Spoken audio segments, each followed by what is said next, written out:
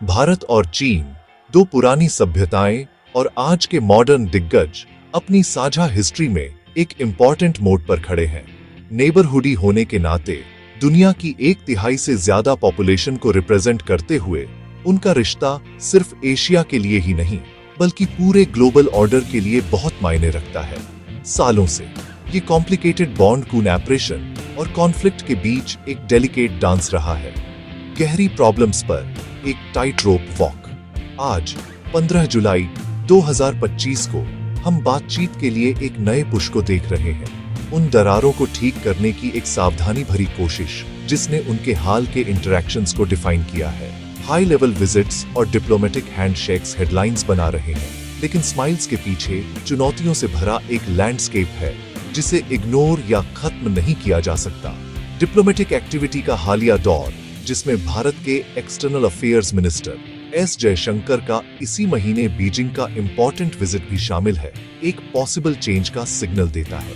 यह 2020 के violent border clashes के बाद उनकी इनिशिएटिव ही ऐसी ट्रिप थी, एक ऐसा मोमेंट जिसने रिलेशंस को दशकों के अपने सबसे निचले पॉइंट पर पहुंचा दिया था। जयशंकर की टॉप चाइनीज लीडर्स, जिनमें प्रेसिडेंट शी जिनपिंग और फॉरेन मिनिस्टर वांग यी शामिल हैं, के साथ मीटिंग्स को पॉजिटिव डायरेक्शन में आगे ग्रो होने वाला बताया गया है।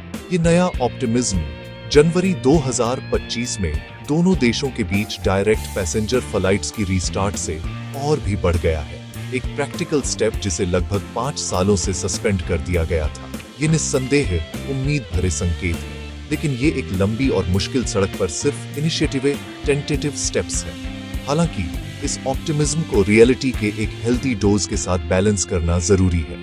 आपसी ट्रस्ट को खराब करने वाले कोर इश्यूज अभी भी मौजूद हैं। फॉर्मिडेबल हिमालयन बॉर्डर अभी भी एक सेटल्ड फ्रंटियर के बजाय एक एक्चुअल कंट्रोल की लाइन बनी हुई है, जो रिलेशनशिप के हर दूसरे एस्पेक्ट पर एक लंबी और गहरी छाप छोड़ती है। इकोनॉमिक टाइज हालांकि सब्सटेंशियल है, एक बड़े ट्रेड इम्बेलेंस और रिस्ट्रिक्टिव मेजर्स से खराब हो गए हैं, जो सस्पिशन को ग्रो वावा देते हैं। इसके अलावा दोनों देश एक बड़े स्ट्रेटेजिक कंपटीशन में फंसे हुए हैं, जो एशिया और डेवलपिंग वर्ल्ड में इन्फ्लुएंस के लिए स्ट्रगल कर रहे हैं। हर मूव को ध्यान से देखा जाता है और अक्सर दूसरे के द्वारा एक काउंटर मूव के रूप में इंटरप्रेट किया जाता है। इसीलिए इंडिया चाइना रिलेशंस की करंट सिचुएशन को समझने के लिए एक न्यूअंस्ड एनालिसिस की जरूरत है।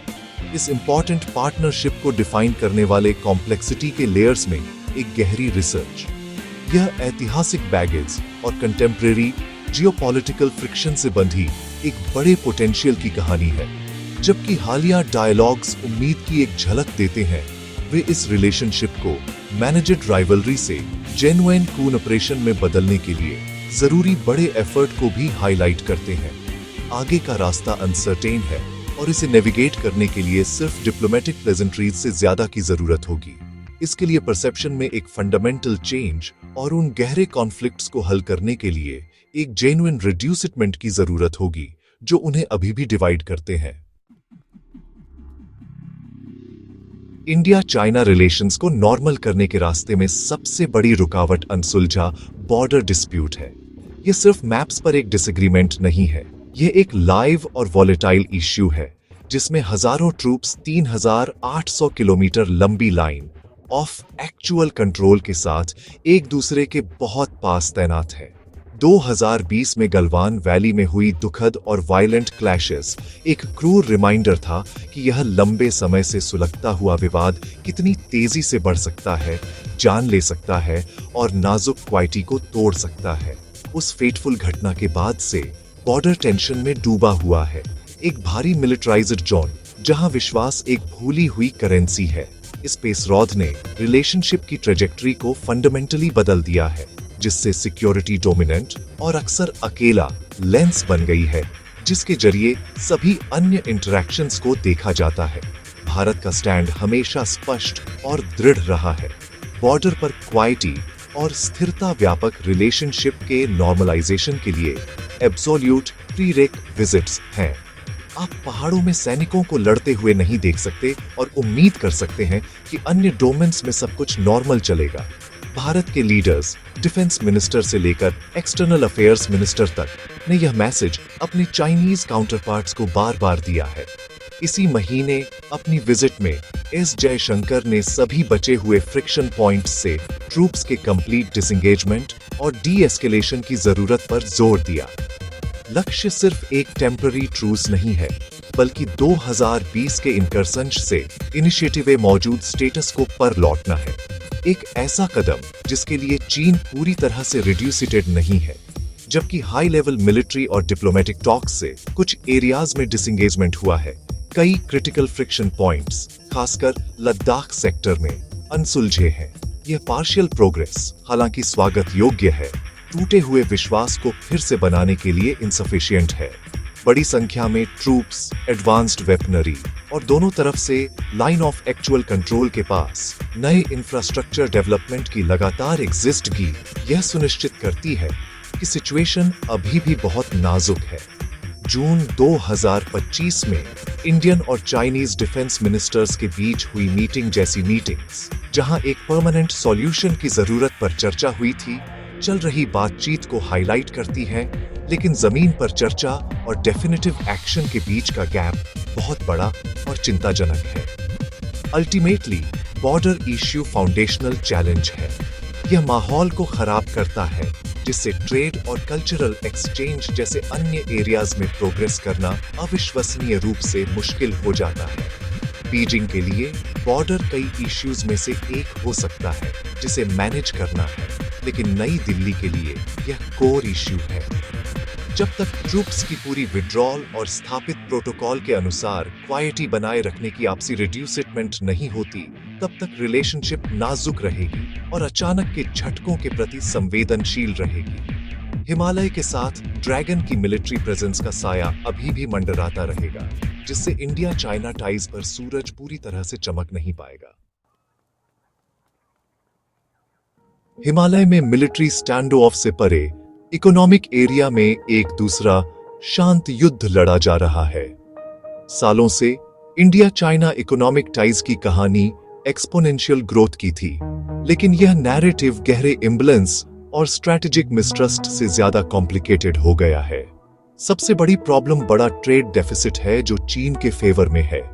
भारत चीन से बड़ी मात्रा में फिनिश्ड गुड्स, इलेक्ट्रॉनिक्स और इंडस्ट्रियल मशीनरी इंपोर्ट करता है, जबकि मेनलैंड को उसका अपना एक्सपोर्ट कंपैरेटिवली बहुत कम है।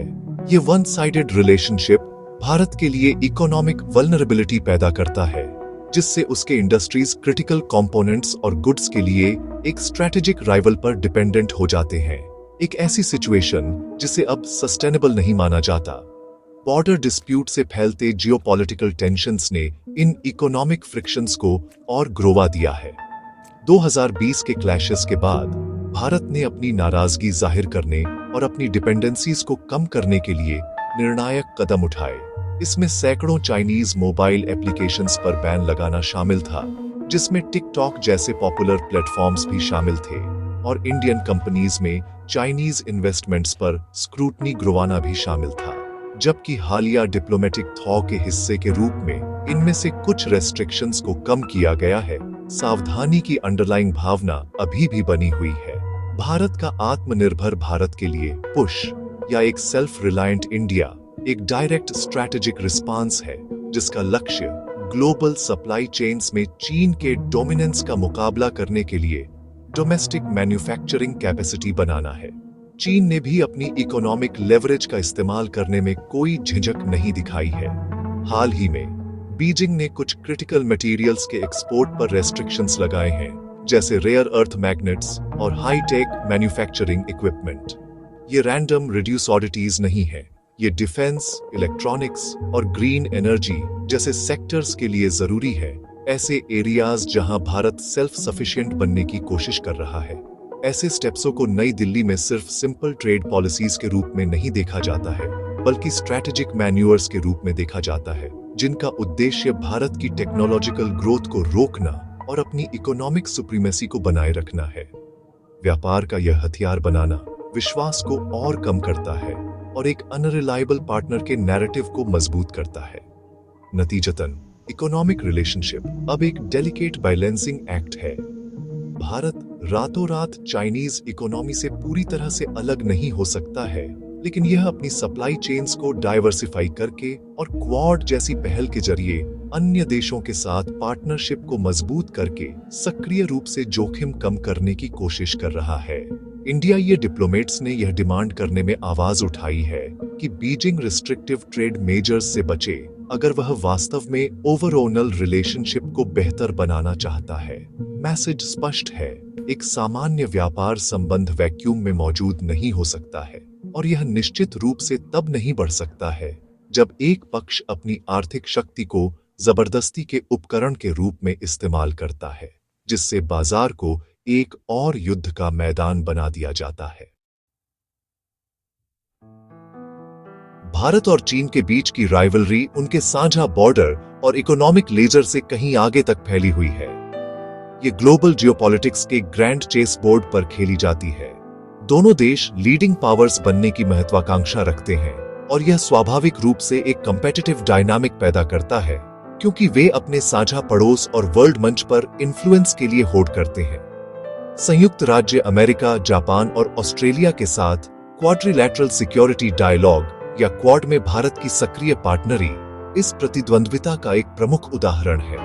जबकि नई दिल्ली क्वाड को एक स्वतंत्र और खुले इंडो पैसिफिक के लिए काम करने वाले लोकतंत्रों के गठबंधन के रूप में देखता है, बीजिंग इसे एक कंटेनमेंट स्ट्रेटेजी के रूप में देखता है, एक एशियाई नाटो जिसका उद्देश्य उसके उदय को रोकना है। इन्फ्लुएंस के लिए यह प्रतिस्पर्धा दक्षिण एशिया और हिंद महासागर क्षेत्र के देशों में स्पष्ट है। श्रीलंका से मालदीव्स तक और पूरे अफ्रीकी कॉन्टिनेंट में नई दिल्ली और बीजिंग दोनों ही सॉफ्ट पावर की दौड़ में लगे हुए हैं। कोऑपरेशनियों को जीतने के लिए इंफ्रास्ट्रक्चर प्रोजेक्ट्स, लोन और डिप्लोमेटिक सपोर्ट की पेशकश कर रहे हैं। चीन की बेल्ट एंड रोड इनिशिएटिव ने महत्वपूर्ण प्रगति की है, लेकिन इसे कर्ज के जाल पैदा करने के लिए आलोचना का भी सामना करना पड़ा है। एक ऐसा बिंदु जिसे इंडिया आईए डिप्लोमेट्स सूक्ष्मता से उजागर करते हैं। भारत बदले में खुद को एक अधिक पारदर्शी और टिकाऊ विकास भागीदार के रूप में प्रस्तुत करता है, लेकिन यह अक्सर चाइनाई निवेश के विशाल पैमाने और गति से मेल खाने के लिए संघर्ष करता है, जिससे तीसरे देशों में लगातार एक रणनीतिक रस्साकशी होती रहती है। इन सभी चुनौतियों, सीमा विवाद, आर्थिक घर्षण और भू राजनीतिक प्रतिस्पर्धा के मूल में एक गहरा और खतरनाक विश्वास की रिड्यूसी है। दशकों की प्रतिद्वंद्विता 2020 की घटनाओं से ग्रोई हुई निसंदेह की एक गहरी खाई पैदा करती है। एक पक्ष द्वारा की गई हर कार्रवाई को दूसरे द्वारा संदेह की दृष्टि से देखा जाता है। जब चाइनाई विदेश मंत्री वांग यी राजनीतिक विश्वास ग्रोवाने और दोनों साइडों से प्रतिस्पर्धा नहीं, सहयोग करने का आग्रह करते हैं, तो नई दिल्ली में इन शब्दों का सावधानी से स्वागत किया जाता है। भारत के लिए विश्वास केवल शब्दों पर नहीं बनाया जा सकता है, इसे ठोस कार्यों के माध्यम से प्रदर्शित किया जाना चाहिए, जिसकी शुरुआत सीमा पर पूर्ण और सत्यापन योग्य डी-एस्केलेशन से होती है। इस गहरे जड़ जमा चुके अविश्वास के बावजूद हालिया डिप्लोमेटिक व्यस्तताएं आगे ग्रोने का रास्ता प्रदान करती हैं। हालांकि यह एक संकीर्ण रास्ता है। उड़ानों की बहाली और उच्च स्तरीय वार्ता सकारात्मक कदम है।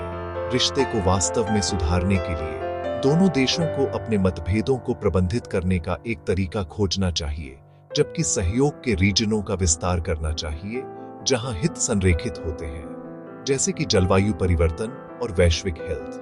समाधान निरंतर और ईमानदार बातचीत में निहित है, एक्जिस्टा सीमा समझौतों के प्रति प्रतिबद्धता में और एक आपसी मान्यता में कि एक राष्ट्र का उदय दूसरे की कीमत पर नहीं होना चाहिए। यात्रा लंबी है, लेकिन रीजियोनीय और वैश्विक स्थिरता के लिए यह एक ऐसी यात्रा है जिसे अवश्य किया जाना चाहिए।